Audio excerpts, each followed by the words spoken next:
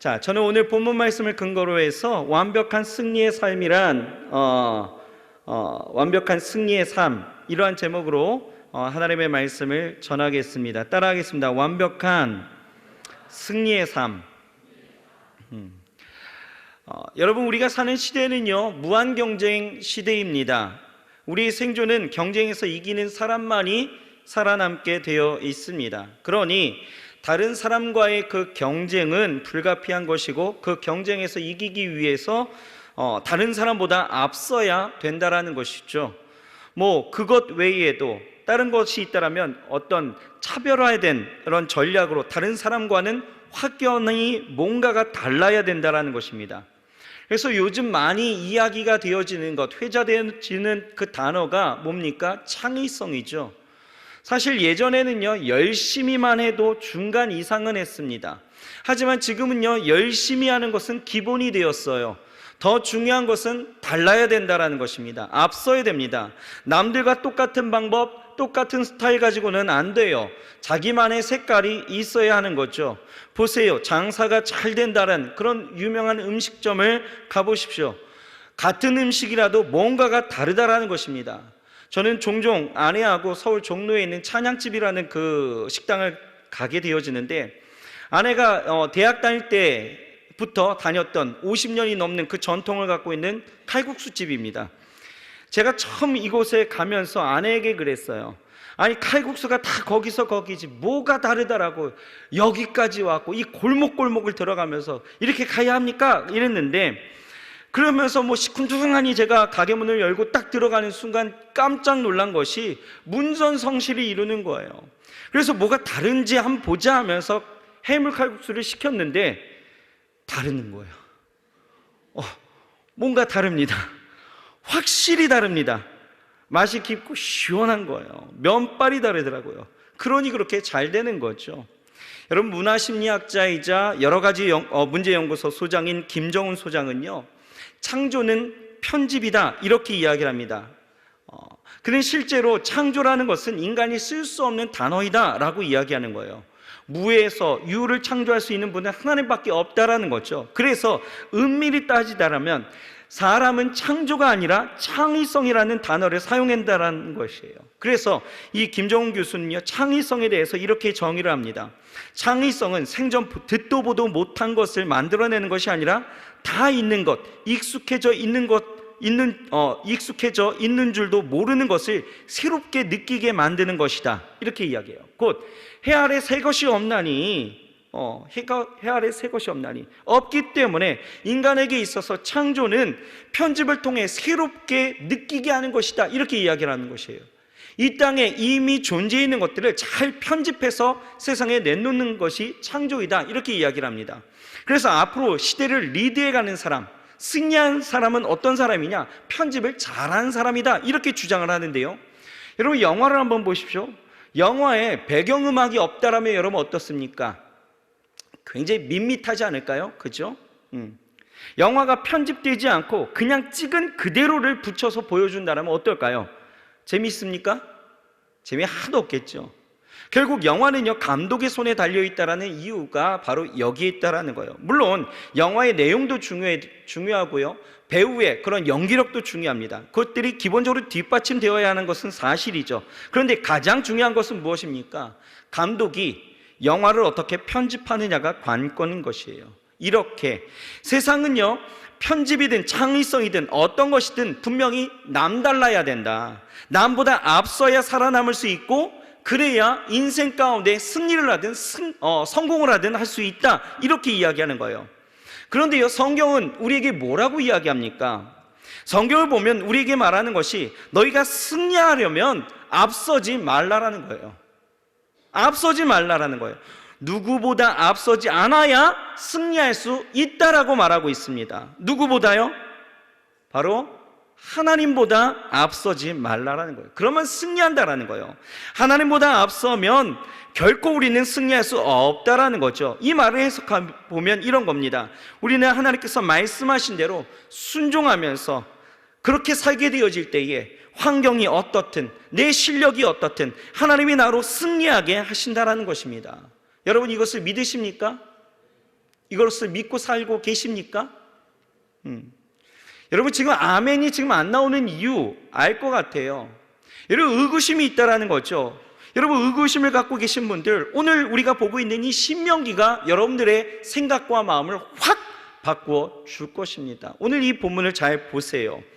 여러분 대놓고 의심하지 않더라도 여러분들의 삶이 하나님의 말씀을 따라 살지 못했던 사람들이 있다라면 오늘 이 말씀을 주목하십시오. 졸지 말고 오늘 보세요. 자, 오늘 우리가 보고 있는 이 신명기는요, 모세가 출애굽하여서 광야에서 나고 자란 그 출애굽 2세대에게 죽음을 앞두고 선포하는 이제 마지막 고별 설교입니다. 출애굽 1세대는 하나님의 말씀을 불순종함으로 가나안 땅에 들어가지 못하고 광야 40년을 그렇게 살다가 광야에서 그냥 죽었습니다. 모세는 이제 광야 2세대를 이끌고 요단강 건너편, 이제 모압 평지까지 왔어요. 이제 요단강 건너면 이제 하나님께서 약속하신 가나안 땅에 입성하게 되어지는 거죠. 하지만 요단강을 건넌다 할지라도 이 가나안 땅이 이스라엘의 백성들이 차지가 되는 것은 아니었죠. 왜 그렇습니까? 그 땅에는 이미 터전을 잡고 살아가고 있었던 가나안 족속들, 그 거민들이 있었다라는 거예요. 그들을 물리치지 않는다라면 가나안 땅을 차지할 수가 없는 것입니다. 그래서 이 모세는 비록 광야 2세대들에게 함께 가나안 땅에 내가 들어갈 수는 없지만 그들이 가나안 땅에 들어가서 어떻게 하면 승리할 수 있는지에 대해서 말씀해 주고 있는 것이 이 신명기예요. 이해가 되십니까? 오늘 이 본문을 보면 우리에게 이 말씀이 굉장히 중요한 것은 이스라엘 백성들이 싸워야 될 이 가나안 전쟁은 천국을 향해 가고 있는 우리가 이 세상에서 싸워야 되는 그런 싸움이고, 또 하나님은 이 싸움에서 우리가 완벽한 승리를 쟁취하길 간절히, 누구보다도 간절히 원하고 계시다라는 거예요. 그러니 지금 가나안 전쟁을 앞둔 이스라엘 백성들에게 하는 이 말씀은 비단 우리에게 하고 있는 하나님의 말씀인 것입니다. 또 하나, 여러분 이 문제가 우리에게 굉장히 중요한 것은요, 이것은 나만의 문제는 아니다라는 것입니다. 무슨 얘기냐면 지난주 우리가 잠깐 말씀을 나누었던 것처럼 우리의 전도, 복음 증거의 사명 가운데서 우리가 전하는 이 말이 있기 전에 뭐가 있어야 된다고요? 우리의 변화된 삶, 승리하는 삶을 보여줌으로 그들에게 전할 수 있기 때문에 이 내 삶의 전쟁 가운데서 나는 맨날 패전하고 나는 맨날 쓰러져 있고 나는 맨날 실패한 사람처럼, 그런 루저처럼 살아가면서 예수 믿어, 예수님 믿으면 잘 될 거야 라고 얘기한다면 누가 믿겠냐 이 말이에요. 그렇지 않습니까? 우리의 삶은 늘 승리하는 삶을 보여줄 수 있는 그러한 삶이 되어야 된다는 거예요. 그러니 여러분, 내 삶의 전쟁이라는 것은 내가 치열하게 싸워야 되는 전쟁이긴 하지만 이것은 나만의 전쟁이 아니라 우리 모두에게 하나님이 주시고자 하는 승리의 역사다라는 것입니다. 여러분, 우리가 이 세상 가운데서 거룩하게 살면서 하나님이 나를 통해서 일하심으로 크고 강하게 됨을 여러분 확실하게 보여줄 수 있는 그리스도의 거울, 그리스도의 대사, 그리스도의 증거가 되어야 된다라는 것입니다. 여러분의 삶을 통해서 승리하게 하시는 그 하나님의 실력이 어떤 것인지를 여러분들의 삶이 증명되어야 된다라는 거예요. 또 그런 삶을 통하여서 우리는 하나님을 더욱더 신뢰하게 되어지고 믿음으로 살아가는 우리의 그 영성까지도 보여줄 수 있어야 되는 것입니다. 이 완벽한 승리, 그럼 우리가 어떻게 해야 됩니까? 오늘 모세는요, 선포하는 이 말씀을 통해서 우리에게 가르치고 있는 거예요. 자, 들으십시오. 첫째, 여러분, 우리가 승리하려면 명령과 규례와 법도를 지켜 행하라 라고 말씀하고 있습니다. 따라해 보실까요? 명령과 규례와 법도를 지켜 행하라. 신명기 7장 9절에서 10절은요 우리에게 이렇게 말씀하고 있습니다. 그런즉 너는 알라, 오직 내 하나님 여호와는 하나님이시요 신실하신 하나님이시라. 그를 사랑하고 그의 계명을 지키는 자에게는 천대까지 그의 언약을 이행하시며 인애를 베푸시되, 그를 미워하는 자에게는 당장에 보응하여 멸하시나니 여호와는 자기를 미워하는 자에게 지체하지 아니하시고 당장에 그에게 보응하시느니라. 여러분, 이 말에서 우리가 깨닫게 되는 것이 무엇입니까? 뭐예요? 축복과 저주의 갈림길의 그 기준선이 분명하다라는 거예요. 정확합니다. 뭐예요? 하나님의 말씀이라는 거죠. 그래서 본문 11절을 보게 되어지면 그런즉 이러면서 우리에게 이야기하는 거예요. 뭐라고 이야기합니까? 같이 한번 읽어볼까요? 시작. 그런즉 너는 오늘 내게 명하는 명령과 규례와 법도를 지켜 행할지니라. 여러분, 세상을 향한 완벽한 승리는 다른 것이 아니에요. 하나님의 말씀을 지켜 행하는 것입니다. 여러분은 주일에 이렇게 말씀을 듣고 하루가 지나 이제 내가 들은 말씀을 녹여내야 하는 이 삶의 터전에서 월요일부터 이 시작되어지는 이 한 주간의 삶, 여러분 어떻습니까?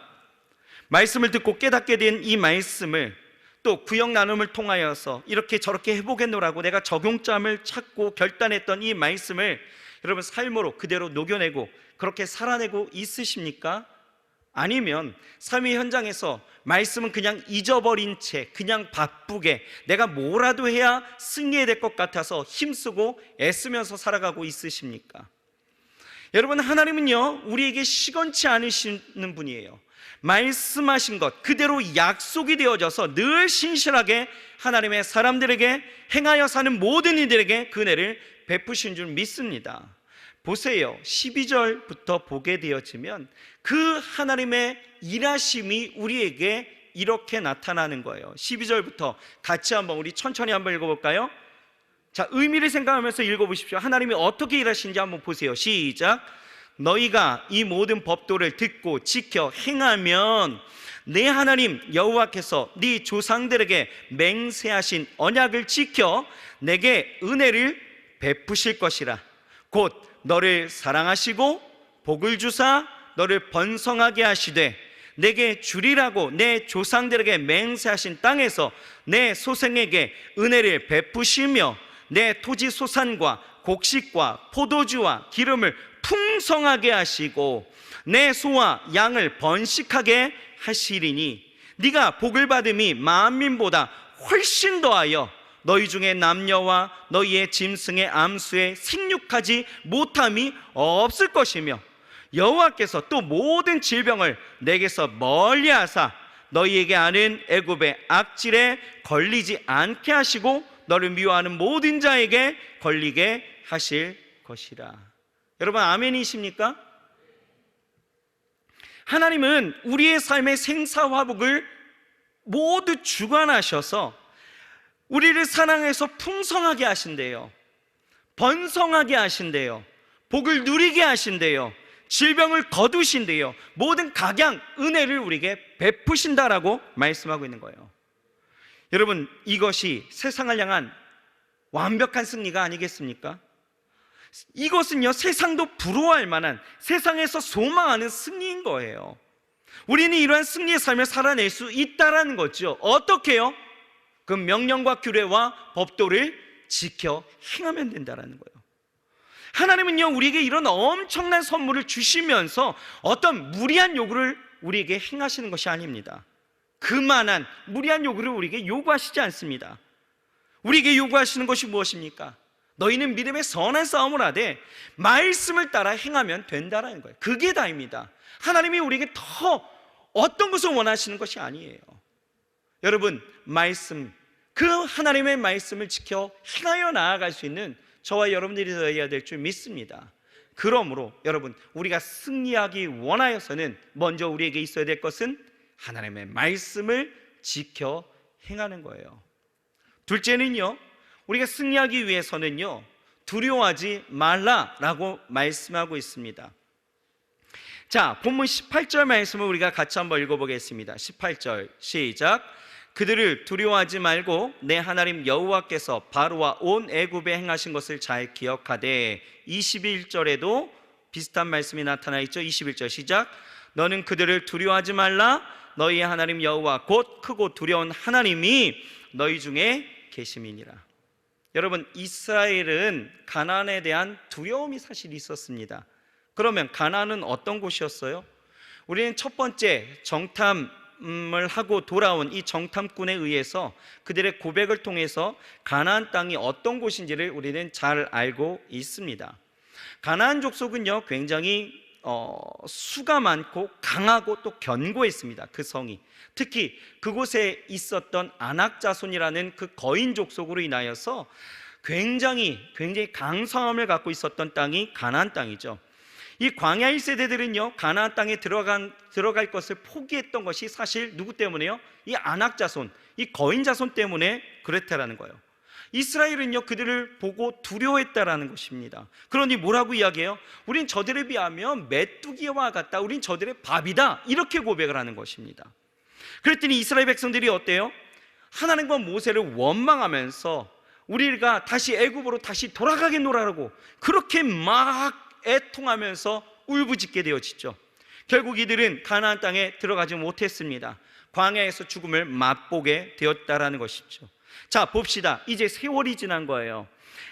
출애굽 1세대들이 죽고 이제 40년이 지났습니다. 이 가나안 땅 안악자손 여러분 사라졌을까요? 40년이 지난 지금 사라졌습니까? 아니죠. 여전히 광야 1세대들이 두려워했던 이 안악자손이 그대로 살아 존재하고 있었습니다. 그들은 더욱더 견고한 성과 요새를 건설하였고 강력한 무기로 무장한 정규 군대를 거닐고 있었다라는 거예요. 이에 비해서 이스라엘 지금 형태, 지금의 상황을 한번 봅시다. 이스라엘 어떻습니까? 광야에서요 40년간이 있었던 거예요. 광야에서 태어나고 나서 자란 세대입니다. 그러니 광야에 살면서 여러분 군사훈련을 했을까요? 아니죠. 그들은 철저하게 하나님과 함께하는 삶에 대한 훈련을 했습니다. 믿음의 훈련을 했어요. 입술의 부정함을 떼버리는 그런 훈련을 한 것입니다. 그러니 그들은 군사훈련을 받지 못한 비정규군이 있죠.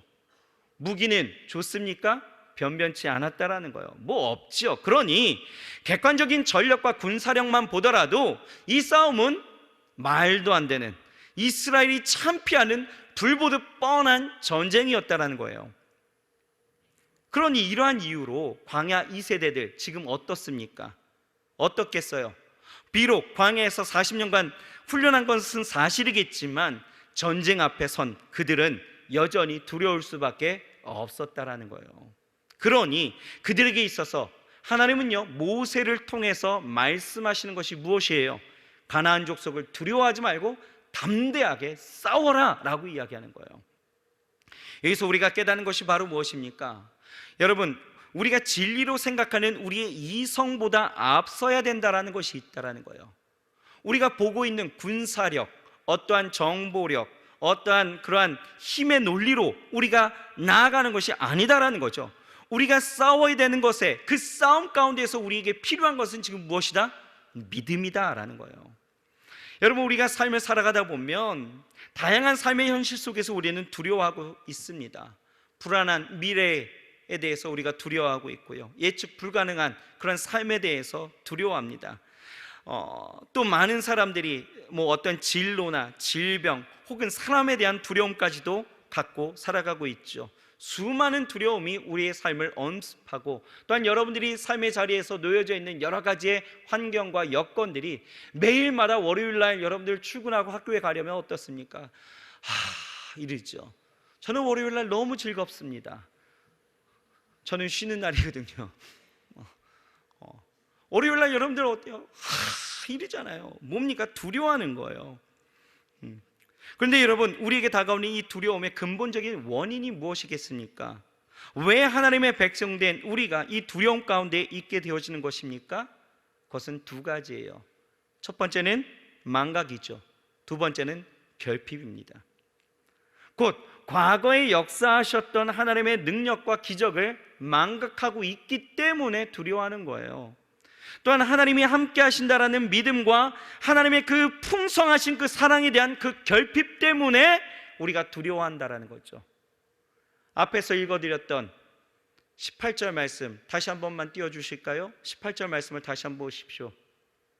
모세는요 두려워하지 말라라고 선포하면서 하나님께서 출애굽할 때에 바로와 애굽에 행하신 것을 뭐하라고요? 기억하라라는 거예요. 기억하라라고 말씀하고 있죠. 하나님께서 출애굽하는 그 과정 가운데서 여러분 얼마나 많은 기적을 행하셨습니까? 하나님께서 애굽의 애굽 땅에 내리신 그 10가지 재앙, 여러분 이것은 우리가 평생에 한 번도 경험하지 못했던 것들 아니겠어요? 그 모든 것들을 그들은 이미 경험했다라는 거예요. 그 기적을 경험했던 세대예요. 그것을 기억하라는 거죠. 그 기적을 기억하지 못하고 하나님의 그 전능하심을 내가 믿지 못하기 때문에 내가 지금 뭐 하고 있는 거예요? 두려워하고 있다는 거예요.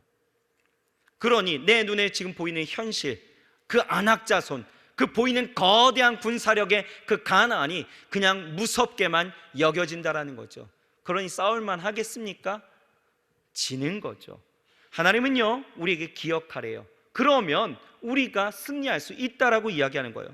또 21절을 보면 뭐라고 이야기하고 있어요? 우리가 두려워하지 않아도 되는 그 이유에 대해서 분명하게 말씀하고 있죠. 뭡니까? 크고 두려운 하나님이 너희 중에 계시기 때문이다 라고 말씀하고 있는 거예요. 곧 하나님께서 여전히 우리와 함께 하시기 때문에 광야 땅 가운데서 그 아무것도 없던 땅에서 하나님이 돌보시고 입히시고 인도하시고 보호하시고 역사하셨던 그 모든 일들의 하나님이시기 때문에 그 하나님이 함께 하셨던 것, 그리고 여전히 가나안 땅에 들어가도 너희와 함께 할 것을 이야기하실 때에 그들은 더 이상 두려워할 이유가 없다라고 말씀하고 있다라는 거죠. 여러분, 우리에게 하나님이 나와 함께 하신다는 그 믿음이 결핍되어지면 우리는 두려움에 휩싸일 수밖에 없습니다. 왜요? 나 혼자라고 생각하니 두려운 거죠. 그러나 하나님이 나와 함께 계심을 믿을 때 우리는 어떻습니까? 두려움이 떠나가는 것이에요. 정말 두려워해야 될 하나님을 두려워하게 되어질 때에 세상의 모든 두려움에서 우리는 자유하게 되어지고 오히려 세상이 우리를 두려워하게 되어지는 반전의 역사가 일어난다라는 것입니다. 여러분, 요한일서 4장 18절 이렇게 말씀하고 있어요. 사랑 안에 두려움이 없고 온전한 사랑이 두려움을 내어 쫓나니 두려움에는 형벌이 있음이라. 두려워하는 자는 사랑 안에서 온전히 이루지 못하였느니라 라고 말씀하고 있어요. 이 말씀을 보면 이 사랑의 결핍이 두려움이 원인이 된다는 것을 우리에게 말씀하고 있는 거죠. 곧 우리 가운데 하나님의 사랑으로 충만하게 되어지면 하나님이 나를 사랑하시고 나를 늘 돌보시고 나를 아낌없이 나를 보호하시고 나와 함께 하신다는 그 사랑으로 충만하게 되어질 때에 우리 속에는요 두려움이 없습니다. 세상의 어떤 것들이 내게 도전할지라도 우리는 두렵지 않습니다. 우리는 능히 싸워 이길 수 있게 되어지는 그 승리의 경험을 우리가 하게 되어진다라는 것입니다. 여러분, 절대로 이 두려움은요 하나님이 주신 마음이 아닌 것을 기억하십시오. 디모데후서 1장 7절에 보면 이렇게 말씀하고 있어요. 같이 한번 읽어볼까요? 시작. 하나님이 우리에게 주신 것은 두려워하는 마음이 아니요 오직 능력과 사랑과 절제하는 마음이니. 하나님이 우리에게 절대로 두려워하는 마음을 주신 바가 없다라고 선언하고 있습니다. 왜 두렵습니까? 여러분, 왜 두려워하고 계십니까? 망각과 결핍이에요. 오늘 하나님을 기억하십시오. 아멘이십니까? 하나님 안에서 여러분 새로워지시기 바랍니다. 하나님 안에서 기억하시고 그 풍성하신 사랑을 다시 한번 확신하여 일어서시길 주의 이름으로 축원합니다. 그러면 여러분들은 뭐 할 수 있어요? 승리할 수 있습니다. 왜요? 하나님이 나와 함께 하시기 때문입니다. 셋째는요, 우리가 승리하기 위해서는요, 오늘 성경 우리에게 뭐라고 이야기하느냐? 조급하지 말아라 라고 말하고 있습니다. 뭐 하지 말라고요? 조급하지 말아라 라고 이야기하고 있습니다. 자, 22절 말씀을 우리가 같이 한번 보겠습니다. 22절입니다. 본문. 내 하나님 여호와께서 이 민족들을 내 앞에서 조금씩 쫓아내시리니 너는 그들을 급히 멸하지 말라. 들짐승이 번성하여 너를 해칠까 하노라 라고 말씀하고 있습니다. 주목하여 보십시오. 자, 여러분, 가나안 정복은요 단기간에 이루어진 것은 아닙니다. 그렇게 완성되지 않았습니다. 하나님은요 가나안 족속을 조금씩 쫓아내실 거래요. 왜요? 왜 그렇습니까? 하나님의 능력이 부족해서입니까? 그래서 그냥 조금씩 부분 그렇게 일하시는 것일까요? 아닙니다. 우리 생각에는 그냥 싹 다 한꺼번에 밀어버리면 얼마나 좋아요. 속 시원하지 않겠습니까? 그 전쟁 단번에 끝나버리고 단 한순간에 그냥 사라져버린다면 얼마나 속이 시원하겠습니까? 하지만 하나님은요 그렇게 하시지 않는데요, 조금씩 이루어 가신대요. 왜요? 왜 그렇습니까? 여러분, 갑작스러운 이 진멸은요, 가나안 땅을 황무지와 황폐케 폐허로 만들어 버린다라는 거예요. 생각해 보세요. 우리의 생각대로 확 다 밀어버린다라면 가나안 땅에 있는 사람들은 다 순식간에 죽는 거 아니겠습니까? 그러면 어떤 현상이 있습니까? 들짐승이 그 시체를 먹기 위해서 난리가 나는 거예요. 그러면 전염병이 돌든 또 그 들짐승이 이스라엘 백성 중 누구라도 해할 수 있기 때문에 위험한 상황 가운데 놓이게 될 것이기에 하나님은 이스라엘을 생각하신 거예요. 그래서 조급하게 행하시지 않겠다라는 것입니다. 하나님은요, 철저하게 이스라엘을 보호하시면서 그 어떤 잔여물의 그 후속의 쪼가리마다의 그 어려움까지도 다 방어하고 막으시고 입히시고 함께 하겠다라는 거예요. 여러분, 여기서 우리는 그 세심한 하나님의 그 배려하심이 여러분 보이지 않습니까? 하나님이 우리를 얼마나 사랑하시는지 한순간에 그냥 없애버리는 것이 아니라 조금씩 하지만 우리를 완벽하게 보호하시면서 우리에게 조금이나 상처가 날까봐 우리를 조심조심 다루시는 그 하나님의 그 마음, 여러분, 그 마음이 여러분 보이지 않습니까? 하나님은요, 아주 세심하게 배려하시면서 우리에게 완벽한 승리를 주시는 분이시다라는 것입니다. 여러분 믿으십니까? 그런데 여러분, 우리는 어떻습니까? 우리는요, 인생의 전쟁에 돌입하게 되어지다 보면 긴장하죠. 그리고 마음이 굉장히 조급해집니다. 그냥 빨리 해결되었으면 좋겠고요, 어떻게든 이 상황 가운데서 모면되었으면 좋겠다라는 거죠. 하지만 하나님은요, 조급해하지 말고 하나님이 주시는 그 최종적인 승리를 신뢰하라 라고 말하는 거예요. 그러면서 인내하라는 거죠. 여러분, 한국 사람의 특징이 뭐죠? 빨리빨리입니다. 그렇죠? 그래서 외국 사람들도 한국 사람을 보면 빨리빨리 이렇게 이야기를 하더라고요. 한국 사람이 이 빨리빨리 근성을 가장 단적으로 드러내는 것이 뭘까요? 아마 택배일 것 같습니다. 아침에 주문하면요, 저녁에 도착합니다. 저녁이 아니면 언제요? 새벽에라도 도착을 합니다. 택배뿐만 아니라 공사도요, 한국 사람은 굉장히 빨리 끝내죠. 공사 기간의 이 단축은 비용 절감이라는 이 부가가치는 물론이고 이 활용성을 땡긴다라는 그 효과를 극대화시킨다라는 것에 굉장히 매료되어지는 점들이 있긴 하겠지만 문제는 뭡니까? 문제는 견고성이죠. 한국 사람의 약점은요, 빨리 짓지만 빨리 무너진다라는 거예요. 조급함이 오히려 엄청난 피해를 가지고 오는 거죠. 그러니 여러분, 승리하기 위해서는 우리는 조급하지 말아야 된다는 거예요. 우리는 생활적인 면뿐만 아니라 우리 영적인 면에서도 조급하지 말아야 됩니다. 조급하면 우리는 큰 실수를 하게 되어져 있고 하나님의 뜻을 그르치게 되어지는 그러한 일들을 분명하게 범하게 되어지는 일들이 있습니다. 예를 들면 여러분, 기도할 때가 그렇지 않습니까? 우리 하나님 앞에 기도하면서 우리의 바람이 뭡니까? 내일 당장에 내 눈앞에 내가 기도한 대로 변화가 있어야 내 속이 시원하다, 그것이 하나님의 응답이다라고 생각하는 거죠. 굉장히 조급할 때가 많이 있습니다. 우리는 하나님의 응답의 때를 기다리면서 인내하면서 기도하는 거예요. 변하지 않고 분명한 것은요, 여러분, 하나님은 합력하여 선을 이루신다라는 것. 다시 말해서 우리에게 하나님은 악한 것을 주시지 않습니다. 가장 최선의 최고의 것을 내 때가 아니라 하나님이 가장 있어야 될 그 타이밍을 맞춰서 주신다라는 그 신뢰함을 갖고 우리는 살아가야 된다라는 거예요. 조급하지 말아야 된다라는 거죠. 여러분, 송나라 학자 중에 정의라는 사람이 있어요. 정의. 이분이요, 사람의 세 가지 불행에 대해서 이렇게 정의를 했는데요. 첫째는 어린 나이에 과거에 급제해서 높은 자리에 오르는 것은 불행이다, 이렇게 이야기합니다. 둘째는요, 부모 덕에 좋은 벼슬에 오르는 것, 이것은 불행이다, 이렇게 이야기합니다. 셋째는요, 뛰어난 재주와 문장력을 가진 것, 즉 출중한 능력만 믿고 살아가는 것, 이거 불행이다, 이렇게 이야기를 합니다. 무슨 얘기입니까? 쉽게 이야기하면 빨리 무엇을 이루고 어떤 자리에 오르는 것은 불행하다라는 것이죠. 조급하면 안 된다라는 거예요. 여러분, 우리가 승리하기 위해서 지금 이 모세는요 우리에게 이야기합니다. 하나님이 약속하신 그 가나안 땅, 하나님이 약속하신 그 땅을 정복하는 이 시절 가운데에서 너희가 생각해야 되는 것은 왜 이 전쟁이 오래고 이 전쟁으로 왜 우리가 피곤해야 되느냐, 원망하고 불평하지 말라라는 거예요. 그것에 두려워하거나 그것에 마음 어렵지 않아야 된다라는 거죠. 무엇보다 우리에게 있어야 되는 이 싸움 가운데서 하나님은 반드시 우리에게 합력하여 선을 이루어 승리케 하실 것이고, 이것이 기본 전제예요.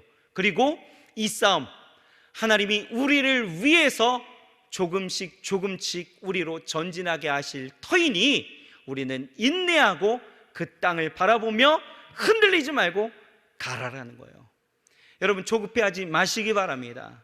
삶에 어떠한 일들이 있다 할지라도 그것이 빨리 벗어나기를 여러분은 소망하지만, 여러분 하나님을 신뢰하십시오. 어떠한 삶의 형편에서든지 하나님께서는 여러분들의 삶 가운데 합력하여 선을 이루시는 그 결과 가운데서 가장 최선의 최고의 것을 우리에게 주시는 분이심을 믿고, 여러분 오늘 한 걸음 한 걸음을 여러분 가볍게 뛰고 나아가시길 주의 이름으로 축원합니다. 반드시 여러분들 안에 승리가 있을 것이에요. 마지막 넷째입니다. 승리하기 위해서는요 우리에게 탐심을 버려라, 이렇게 말씀하고 있습니다. 탐심을 버려라. 자, 25절 말씀 같이 한번 읽어보겠습니다. 25절 시작. 너는 그들이 조각한 신상을 불사르고 그것에 입힌 은이나 금을 탐내지 말며 취하지 말라. 네가 그것으로 말미암아 올무에 걸릴까 하노니 이는 내 하나님 여호와께서 가증히 여기시는 것임이니라. 여기를 보십시오. 하나님께서는요 가나안 정복 전쟁의 그 과정에서 우상에게 입힌 그 금과 은을 탐하는 행위를 철저하게 금하셨습니다. 또 가나안 사람들이 섬겼던 그 우상마저도 어떻게 해요? 철저하게 파괴하고, 또 그 유물들은 다 불태웠고, 또 전리품으로 남겨진 그 모든 것들을 사적으로 소유하지 말라라고 이야기하고 있는 거예요. 왜 그렇습니까? 왜요? 사람마다 가지고 있는 이 물질에 대한 탐심 때문에 우상을 파괴하지 아니하고 전리품을 습득하여서 자신의 것으로 취할 수 있기 때문인 거죠. 요즘 세상 참 좋습니다. 요즘 보면 이 당근 있잖아요. 당근 하십니까? 안 하시나요? 저만 합니다. 이 당근으로 굉장히 좋은 물건을 잘 나눠 쓰는 이 시대 가운데 우리가 이 말씀을 좀 집중해서 생각하면, 합리적이고 여러분들의 좀 이성적인 판단으로 이 말씀을 보면 뭐라고 해석합니까? 이렇게 생각하는 거죠. 아, 목사님, 아니 전쟁을 이겨갖고 취하는 그 전리품, 이건 공짜 아닙니까? 아니 좀 좋은 거 있으면 그냥 내가 가질 수 있는 거 아니겠어요? 아, 이게 뭐가 그리 큰 문제가 되겠습니까? 라고 할 수 있겠죠. 여러분, 이것은요 물건이 좋고 나쁘고의 문제가 아니다라는 거예요. 여러분, 하나님이 이스라엘을 출애굽시키시고 굳이 광야에 머물게 하신 것은요 여러 가지 이유가 있겠지만, 특별히 가나안에 들어가게 되어지면 그 안에 지배적으로 놓여져 있는 이 우상 숭배가 저들의 신앙, 여호와 신앙, 그 하나님을 향한 그 마음 가운데에서 충돌이 일어나게 되어질 것이고, 우리가 완전한 무장을 했다 할지라도 그 마음이 무너지는 일들이 분명히 있다라는 거예요. 그러니 우리가 이러한 하나님 앞에서의 삶이나 우리의 마음, 우리의 믿음이 완전한 것을 우리가 쫓아나가지 않는다라면 어떻습니까? 언제든 우리는 타협할 수 있다는 거죠. 우리는 상황에 따라서 언제든지 우리의 믿음이 해롱해롱거리는 그런 사람들, 왔다 갔다 할 여지가 있다라는 거예요. 그렇기 때문에 광야에서 철저하게 하나님만 바라는 그 훈련을 시킨 것이고, 이제 훈련을 다 하고 이제 들어간다 해도, 여러분 그렇잖아요. 훈련과 전시 상황이라는 것은 달라요. 느낌부터가 다른 것이기 때문에 하나님은요 이 탐심으로 들어오는 우상숭배나 우리의 마음을 나누어 버리는 이런 것들을 완전 막고자 아예 싹 다 갈아엎으라는 거예요. 눈에 보이지 않게 하라는 거죠. 아무리 좋은 것일지라도 손에 대지 말고 아예 싹 다 갈아엎어서 탐심 때문에 넘어지지 말라는 거예요. 왜 그렇습니까? 이 탐심이라는 것이 얼마나 무서운 일인지 우리에게 보여주는 한 사건이 일어나는 거예요. 무엇입니까? 가나안 전쟁 초기 때예요. 이스라엘 백성들이 요단강을 건너고 이제 여리고성을 정복하게 되어지죠. 크고 강한 성이었습니다. 철옹성 여리고성을 정복해냈습니다. 아무도 상상하지 못한 일들을 하나님의 역사하심으로 여리고성은 무너져 버렸습니다. 여리고성 다음에 이제 이스라엘 백성들을 기다리고 있었던 성은 아이성이었습니다. 아이성 별로 크지 않았어요. 그래서 쉽게 정복할 수 있을 것이라고 생각하고 그냥 한 3,000명쯤 그냥 그 전쟁을 치르게 했습니다. 하지만 이 전쟁 가운데에서 대실패가 일어났죠. 36명이 죽고 이스라엘 백성들은 첫 번째 패배의 쓴맛을 보게 되어졌습니다. 그런데 여호수아는요, 이 패배 앞에서 감당할 수 없는 그 슬픔에 빠지게 돼요. 그래서 하나님 앞에 기도합니다. 하나님, 어떻게 우리에게 이렇게 하실 수 있습니까? 분명히 하나님은 천천히 이루신다라고 하셨고 우리에게 승리를 주신다라고 했는데 왜 이런 아픔과 이런 실패의 경험들을 우리가 해야 됩니까? 한탄하면서 하나님 앞에 묻게 되어져요. 이에 대해 하나님은요, 여호수아에게 말씀하시는 것이 바로 이거예요. 여호수아서 7장 10절에서 11절 말씀입니다. 같이 한번 읽어봅시다. 시작. 여호와께서 여호수아에게 이르시되 일어나라. 어찌하여 이렇게 엎드렸느냐? 이스라엘이 범죄하여 내가 그들에게 명령한 나의 언약을 어겼으며 또한 그들이 온전히 바친 물건을 가져가고 도둑질하며 속이고 그것을 그들의 물건들 가운데에 두었느니라. 그러므로 이스라엘 자손들이 그들의 원수 앞에 능히 맞서지 못하고 그 앞에서 돌아섰나니 이는 그들도 온전히 바친 것이 됨이라. 그 온전히 바친 물건을 너희 중에서 멸하지 아니하면 내가 다시는 너희와 함께 있지 아니하리라. 얼마나 무서운 말씀인지 몰라요. 아간, 우리 이 말씀 잘 알죠? 아간이라는 그 한 사람이었죠. 아간 한 사람의 그 탐심으로 전리품을 훔치게 되어졌죠.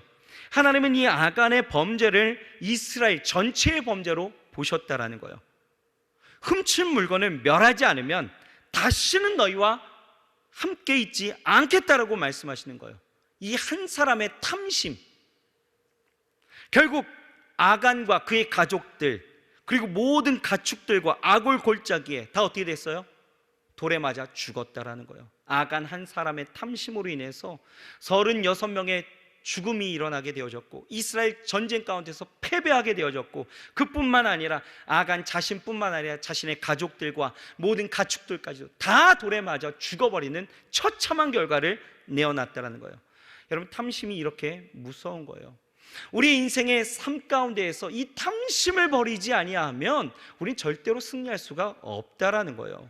골로새 3장 5절 이렇게 말씀합니다. 그러므로 땅에 있는 지체를 죽이라. 곧 음란과 부정과 사욕과 악한 정욕과 탐심이니 탐심은 우상숭배니라. 마음을 나누어 버리는 이 탐심, 이것은 우상숭배이기에 하나님이 가장 가증히 여기시고 이 탐심으로 시작된 나의 범죄는 모든 것을 잃어버리게 만든다라는 거예요.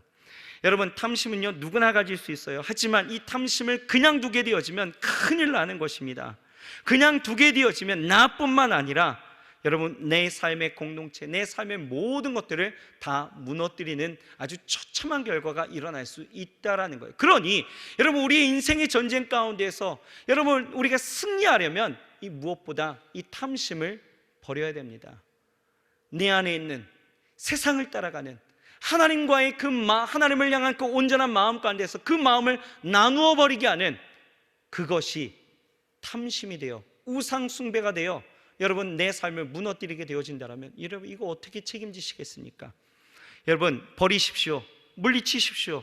하나님 안에서 주신 것에 감사하고 자족하며 살아가게 되어지면 반드시 이 모든 것에 있어서 탐심은 우리 가운데 버려질 줄 믿습니다. 여러분, 우리 인생 그냥 나만의 인생은 절대 아닙니다. 기억하십시오. 세상은 여러분들을 주목하여 보고 있습니다. 여러분들의 입술의 말의 선포만 듣는 것이 아니라 여러분들의 삶을 주목하고 있습니다. 어떻게 사시겠습니까?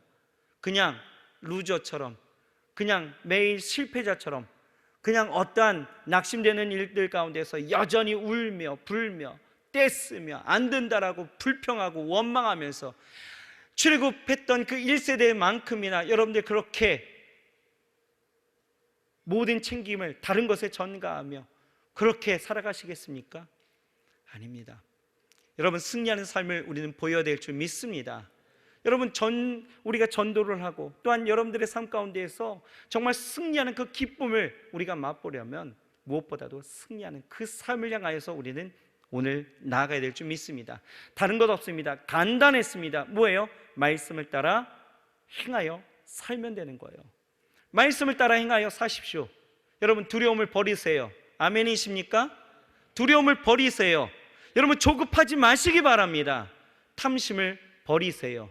반드시 하나님께서 여러분들의 삶 가운데 승리를 주시고 그 빛나는 영광 가운데에서 정말 하나님 앞에 온전히 서게 되어지는 저와 여러분들이 되어질 줄 믿습니다. 기도하겠습니다. 하나님, 승리하는 그 완벽한 승리의 삶이 우리의 삶이 되어지기를 소망합니다. 하나님, 세상이 두려워 세상 가운데에서의 그 삶에 하나님 늘 넘어지고 쓰러지는 연약한 우리의 인생으로만 나아간다라면 하나님, 우리의 삶이 어떤 덕을 그리고 어떤 능력을 바라면서 나아갈 수 있겠습니까? 하나님, 오늘 이 시간에 이 모세가 이제 가나안 땅을 향하여서 나아가는 이스라엘 백성들에게 행하였던 그 말씀했던 이 고백들이 우리에게 들려지게 하셔서 하나님, 우리도 이제는 정말 하나님의 말씀과 규례와 법도를 따라 살아갈 수 있도록 주여 도와주시옵시고 두려워하지 아니하고 조급하지 아니하고 하나님, 온전히 우리 마음 가운데 탐심을 버리고 우상 숭배를 떠나 오직 하나님의 그 사랑을 의지하며 살아갈 수 있도록 주여 축복하여 주옵소서. 하나님, 우리 안에 승리하는 그 삶을 주실 줄 믿사오니 하나님, 우리 사랑하는 청년들과 성도님들 그 마음마음마다 정말 하나님의 그 은혜로 채워주셔서 오늘 온전히 하나님을 신뢰하며 일어서게 더하여 주옵소서. 예수님 이름으로 감사하며 간절히 기도합니다. 아멘.